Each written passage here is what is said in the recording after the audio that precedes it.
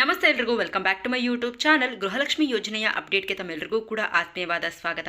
ಹೊಸ ವರ್ಷ ಶುರುವಾಗ್ತಿರೋದ್ರಿಂದ ಗೃಹಲಕ್ಷ್ಮಿ ಯೋಜನೆಯ ಫಲಾನುಭವಿಗಳಿಗೆ ನಿನ್ನೆ ಮತ್ತೆ ಇವತ್ತು 2,000 ರೂಪಾಯಿ ಹಣ ಜಮಾ ಆಗ್ತಾ ಇದೆ ಅಂತ ಹೇಳ್ಬಿಟ್ಟು ಒಂದಿಷ್ಟು ಅಫಿಷಿಯಲ್ ಆಗಿ ಅಪ್ಡೇಟ್ಸ್ಗಳು ಬರ್ತಾ ಇರುವಂತದ್ದು.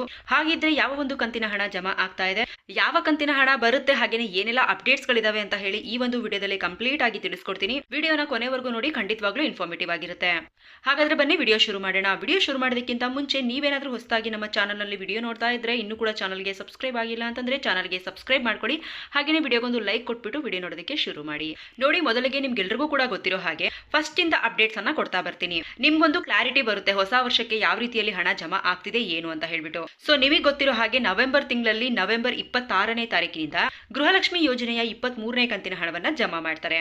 ಅದಾದ್ಮೇಲೆ ನೆಕ್ಸ್ಟ್ ಡಿಸೆಂಬರ್ ತಿಂಗಳಲ್ಲಿ ಬಂದ್ಬಿಟ್ಟು ಗೃಹಲಕ್ಷ್ಮಿ ಯೋಜನೆಯ ಫಲಾನುಭವಿಗಳಿಗೆ ಗೃಹಲಕ್ಷ್ಮಿ ಯೋಜನೆ ಕುರಿತು ಸದನದಲ್ಲಿ ಒಂದಿಷ್ಟು ಚರ್ಚೆಗಳಾಯಿತು, ಒಂದ್ ರೀತಿಯಲ್ಲಿ ಟ್ರೆಂಡಿಂಗ್ ನ್ಯೂಸೇ ಆಯ್ತು.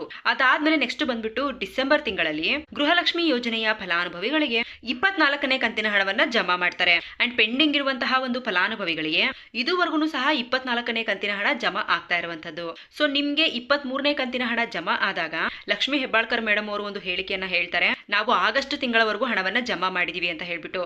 ಅದಾದ್ಮೇಲೆ ನೆಕ್ಸ್ಟ್ ಸದನದಲ್ಲಿ ಡಿಸ್ಕಸ್ ಆಗುತ್ತೆ, ಆಗಸ್ಟ್ ತಿಂಗಳವರೆಗೂ ಹಣವನ್ನ ಜಮಾ ಮಾಡಿದೀರಾ, ಬಟ್ ಫೆಬ್ರವರಿ ಮತ್ತೆ ಮಾರ್ಚ್ ತಿಂಗಳ ಹಣ ಮಿಸ್ ಆಗಿದೆ ಅಂತ ಹೇಳ್ಬಿಟ್ಟು ಅವರು ಪ್ರಶ್ನೆಯನ್ನ ಮಾಡ್ತಾರೆ.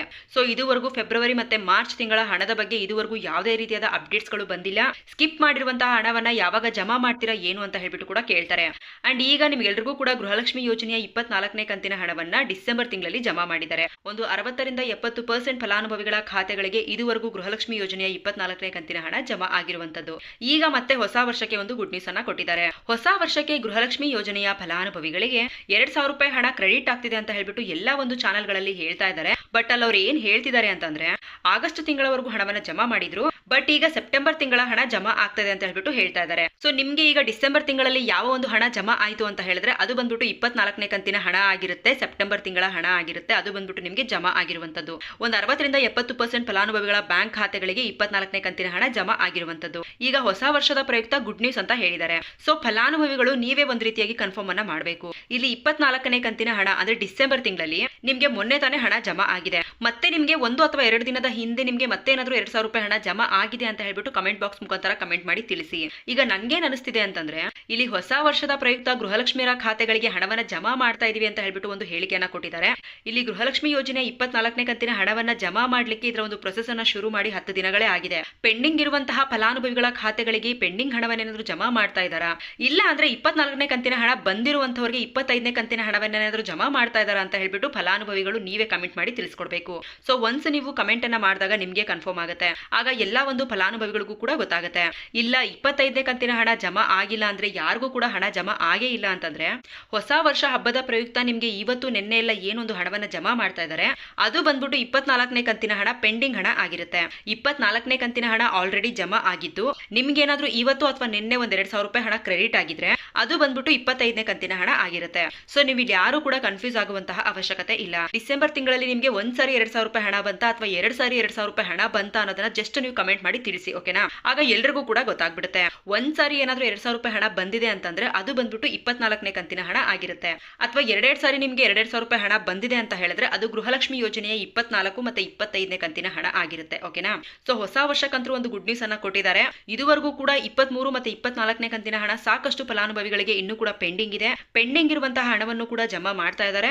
ಜೊತೆಗೆ 25ನೇ ಕಂತಿನ ಹಣವನ್ನ ಬಿಡುಗಡೆ ಮಾಡುವಂತಹ ಪ್ರಕ್ರಿಯೆ ಏನಾದ್ರೂ ಈಗಲೇ ಶುರುವಾಗ್ಬಿಟ್ಟಿದೆಯಾ ಏನು ಎತ್ತ ಅನ್ನೋದನ್ನ ನೀವೇ ಕನ್ಫರ್ಮ್ ಮಾಡಬೇಕು.